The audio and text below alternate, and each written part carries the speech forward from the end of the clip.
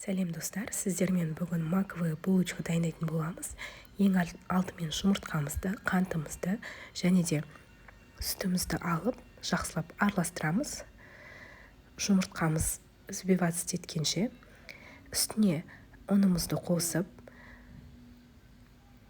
дрожж және тұзымызды қосып, барлығын араластырамыз. Содан кейін майымыздың жартысын қосамыз, және де бізде майымыз комнатный температурада болу керек. Қалған ингредиенттер қандай температурада екені маңызды емес. Қалғанын алып қаламыз. Жақсылап майымыз ерігенше илейміз. Илеп болған кезде қалған майымызды қосамыз. Сол кезде бізге қолға жабыспайтын өте жұмсақ, әдемі қамыр шығатын болады. Қамырымызды алып, пищевой пленкаға саламыз да холодильникке 2 сағатқа қойып қоямыз. Кем дегенде 2 сағат. Сіздер 1 күн, 2 күнге қосаңыздар болады. Қамыр холодильникте тұрған сайын жақсы көтеріледі.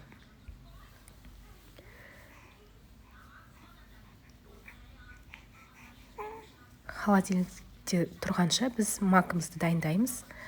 Макты жуып аламыз, үстіне сүт, қант және корицамызды қосып, отта араластырып, суы тартылғанша жақсылап пісіреміз. Суы тартылды, макымыздың үстіне майды қосамыз. Енді бізде салмасы дайын. Холодильниктен тестаны алып шығып, бірдей бөліктерге бөліп, булочка жасаймыз. Сіздер бөліктерге бөлмей-ақ, үлкен қылып жайып, ішіне макты салып, үлкен бір булочка жасасаңыздар да болады, немесе осылай бөліп кішкене булочкалар жасасаңыз болады. Қамырды ораған кезде міндетті түрде тартып ораңыздар, сол кезде бізде слойкалар әдемі шығады. Қамырдың ортасынан кесіп, косичка сияқты айқастырып ораймыз, және де салмасын сыртына бетіне қаратып орауға қорықпаңыздар. Өз қалауыңыз бойынша еркін орайсыздар. Және де осы булочканы алып, противенге салып, бетін 20-30 минутқа көтерілгенше жауып қоямыз.